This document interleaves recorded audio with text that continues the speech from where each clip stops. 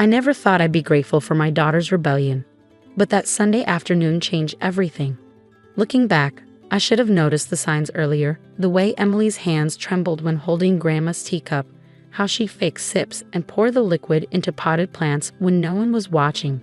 But like so many mothers, I was too busy trying to keep the peace to see the war brewing in my own home. "Emily, apologize to your grandmother right now," I demanded, watching helplessly as my mother-in-law's prized tea kettle lay empty in a sink, its contents gurgling down the drain. My 9-year-old stood her ground, small fists clenched at her sides, chin raised in defiance. "No, Mom, I won't say sorry for protecting us." Emily's voice quivered but held firm. Behind her, Margaret, my mother-in-law, turned an alarming shade of red. "Alexandra," Margaret's voice dripped with barely contained rage, "your daughter has gone too far this time. That tea blend has been in our family for generations. I spent hours gathering the special ingredients, preparing it just right." She pressed a hand to her chest, the perfect picture of wounded dignity. I fought the urge to roll my eyes. Yes, the famous tea. Margaret's cure-all remedy that she'd been pushing on us since David's death 2 years ago. Every Sunday visit came with the same ritual, her special blend served in delicate china cups, accompanied by lectures about keeping our health up, now that we were without a man to take care of us. "The ingredients aren't right, Mom," Emily insisted, moving closer to me. "I saw what Grandma puts in it. It's not just herbs." "Enough," Margaret snapped. "Alexandra, if you can't control your child, perhaps it's time to reconsider our weekly arrangements." Clearly, Emily needs a firmer hand, something my David would have provided if he were still here. The familiar pain squeezed my chest at the mention of my late husband. 2 years hadn't dulled the ache of losing him to a heart attack at 38. Some days, I still reached for him in the morning, expecting to feel his warmth beside me. "Emily, go to your room," I said quietly. "We'll discuss this later." "But Mom." "Now please." She gave me one last pleading look before trudging upstairs, her small shoulders slumped in defeat. The sound of her door closing echoed through the tense silence. Margaret immediately began gathering the scattered tea leaves from the counter, muttering under her breath about disrespect and proper discipline. I watched her hands shake as she tried to salvage what she could. "I'll replace your tea supplies," I offered, reaching for my purse. "You can't," she snapped. "These are special ingredients, carefully selected. You wouldn't know where to begin." She straightened up, smoothing her perfectly pressed blouse.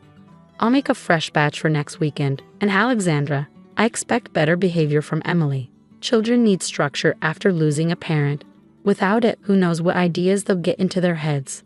After showing Margaret out, I climbed the stairs to Emily's room. I found her sitting cross-legged on her bed, clutching the worn teddy bear David had given her on her 5th birthday.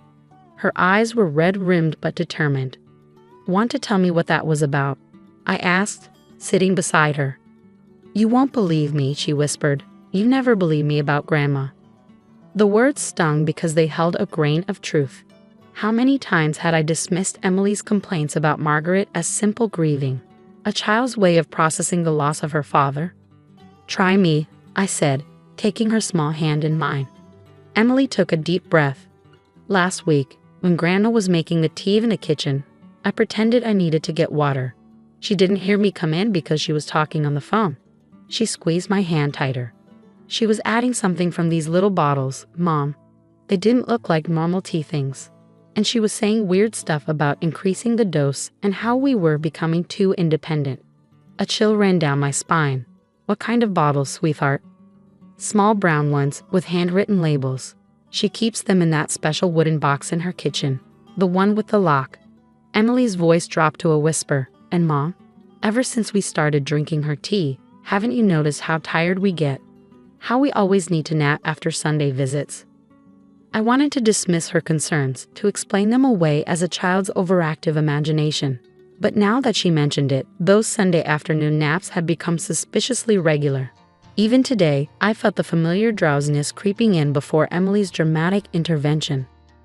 "The tea makes you sleep so much," Emily continued, her words tumbling out faster now. "And then Grandma offers to help by picking me up from school, or handling our bills, or organizing Dad's old things. She's trying to control everything, Mom, just like she controlled Dad." My head spun as memories surfaced. David's increasing dependence on his mother's advice in the years before his death. The way he grows strangely passive after their family dinners. How Margaret had slowly inserted herself into every aspect of our lives. I found this in her bathroom last month, Emily said, sliding off her bed and pulling a crumpled paper from her desk drawer. I took a picture with my phone because I knew you wouldn't believe me.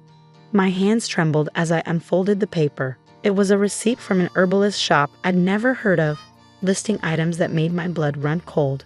Valerian root, extra strength, concentrated, sleep herbs, behavior modification supplements, natural sedatives. Oh God, I breathed, pulling Emily into a tight hug. Why didn't you show me this sooner? She buried her face in my shoulder. I tried to tell you, Mom. But you always said I was being difficult, that I needed to be nicer to Grandma because she misses Dad too. Shame washed over me as I remembered all the times I dismissed her concerns, choosing the path of least resistance. How long had my daughter been trying to protect us while I remained willfully blind? I'm so sorry, baby, I whispered into her hair. But things are going to change now. I promise. As I held my daughter, my mind raced with questions. What exactly had been in that tea?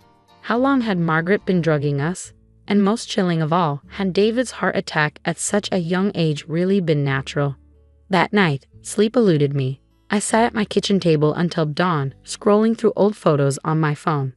There we were, David and I, at Emily's 7th birthday party. His face looked drawn, exhausted. Just stress, he'd said when I noticed his increasing fatigue. Mom's specialty helps. Another photo from Christmas, 2 months before his death. His usual confident stance replaced by a strange docility as Margaret directed our entire holiday celebration. How had I been so blind? The next morning, after dropping Emily at school, I called in sick to work. My hands shook as I dialed another number, one I should have called months ago. Dr. Martinez? This is Alexandra Wilson. I need to ask you about my husband's autopsy. An hour later, I sat in the doctor's office, clutching a manila envelope. Mrs. Wilson, Dr. Martinez began carefully, you're saying you suspect your mother-in-law was drugging your husband before his death.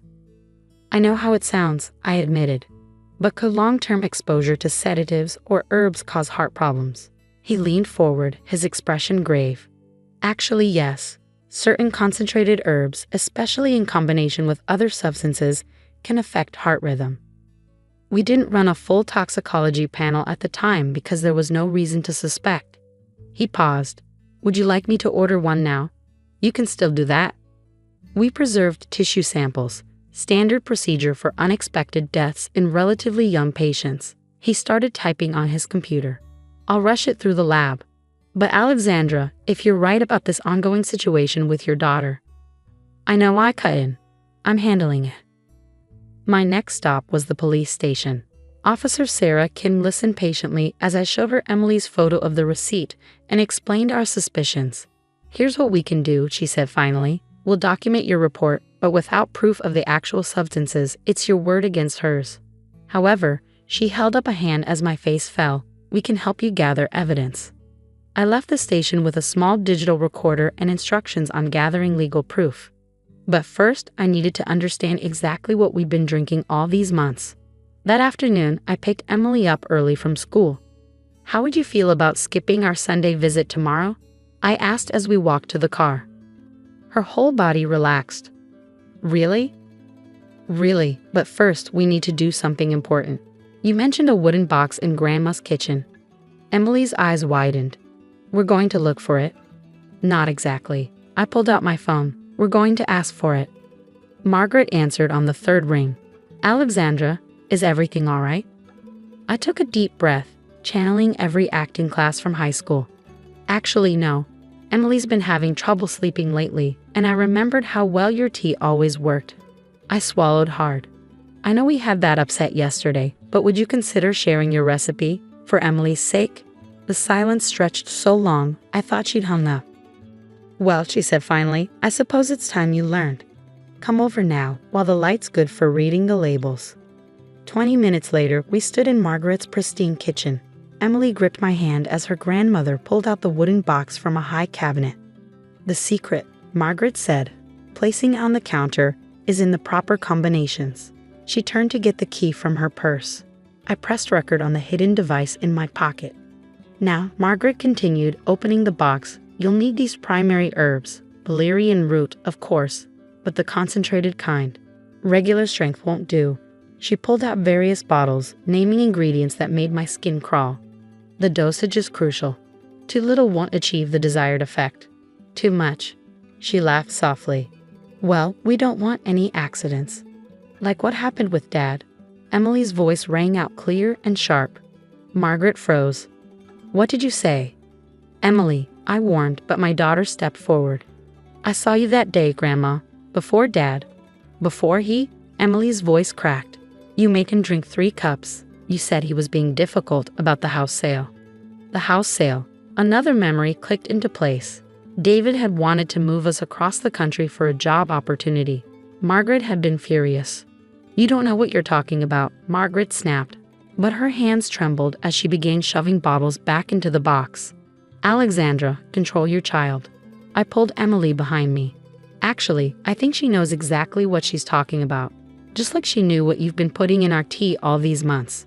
Everything I've done has been for this family. Margaret's voice rose hysterically. David needed guidance. He was going to move you all away. And you've been pulling away too. Making your own decisions, turning my granddaughter against me. By drugging us? My voice shook with rage. By literally sedating your own family into compliance. It was for your own good. You needed help structure, someone to keep you on the right path. Like you kept Dad on the right path, Emily shouted, until his heart stopped. Margaret's face contorted. In one fluid motion, she grabbed the wooden box and turned toward the sink. No one will believe you anyway. The ingredients are all natural, perfectly legal in small doses. And now there won't be any evidence. Stop right there, Mrs. Wilson. Officer Kim stepped out of the pantry, her badge glinting in the afternoon light. 2 more officers emerged from the hall, and suddenly the kitchen was very crowded. How? Margaret looked frantically between us and the officers. Did you really think I came alone? I asked quietly. After what Emily showed me? As the officers read Margaret her rights and cataloged the contents of the wooden box, I held Emily close. She was shaking, but her voice was steady as she gave her statement about the tea, the suspicious behaviors she'd observed, and that final day with her father. You did so good, I whispered to her later as we watched Margaret being driven away. I'm so sorry I didn't listen sooner. Emily leaned into me. Are we safe now? Yes, baby. I kissed the top of her head. We're going to be just fine. But as I held my daughter, watching the patrol car disappear around the corner, I couldn't help but wonder how many cups of special tea my husband had consumed in his final days. The toxicology results would take weeks, they said. Meanwhile, Margaret's box of horrors was headed to a lab for analysis. 6 weeks later, I sat in Dr. Martinez's office, staring at the papers in my trembling hands. Emily sat beside me, her small fingers intertwined with mine. The toxicology results are conclusive, Dr. Martinez explained gently. The tissue samples from your husband showed extremely high levels of multiple herbal sedatives, particularly concentrated valerian root and several other compounds. The combination would have severely depressed his cardiac function over time. So my dad? Emily's voice quavered. Your father's heart attack wasn't natural, he confirmed. The levels in his system suggest long-term exposure, with a significant spike in the days before his death. The police investigation had already uncovered Margaret's journal, hidden in a false bottom of her precious wooden box. Pages of meticulous notes detailed her treatment plans for both David and us. The last entry before David's death was particularly chilling. David remains resistant to guidance. Increased dose necessary to ensure compliance regarding house sale. Cannot allow family unit to be disrupted. She had killed her own son rather than lose control of him. The district attorney called that afternoon. With the toxicology results backing up Margaret's own written confession, they were upgrading the charges. She would face trial for first-degree murder, along with multiple counts of assault for what she'd done to Emily and me. Mom, Emily asked that evening as we sat on our back porch swing, watching the sunset. Can we move away now? Like Dad wanted to. I pulled her closer. You know what? I think that's exactly what we need. The next few months passed in a whirlwind of activity. I accepted a job offer in Colorado, ironically, with the same company David had wanted to join. We sold our house, packed our memories, and said goodbye to the shadows that had haunted us in that town. Margaret's trial came and went. We attended only long enough to give our testimony. Emily stood tall on the witness stand, her voice clear as she described discovering her grandmother's secret. When the verdict was read, guilty on all counts, we were already in our new home, building a life free from the poison of toxic family ties. Our new house sat at the foot of the mountains, with a kitchen full of windows where no shadows could hide. Emily started fresh in a school where nobody knew our story, where she could just be a regular kid instead of the girl whose grandmother killed her father. One morning, about a year after we moved, I found Emily in the kitchen, carefully arranging tea bags on the counter. "What's this?" I asked, noting the variety of colorful packages. "Real tea," she said with a small smile. "My friend Lily's mom owns a tea shop. She taught me about actual herbs that help people: chamomile for calm, peppermint for upset stomachs, ginger for energy. No secrets, no special recipes. Just honest tea." I felt tears prick my eyes as I watched my daughter, now 10, methodically organizing her collection. She'd grown so much in the past year, not just in height, but in healing. "Want to try some?" she offered, holding up a bright yellow package. "It's lemon and honey. Lily's mom says it's good for happy mornings." Together, we brewed 2 cups of tea, the natural sweetness of honey and citrus filling our kitchen with warmth. No hidden ingredients, no secret agendas, just a mother and daughter sharing a moment of peace. "I miss Dad," Emily said quietly, wrapping her hands around her mug. "The real Dad, I mean, before Grandma's tea made him different." "Me too, sweetheart." I reached across the table to squeeze her hand.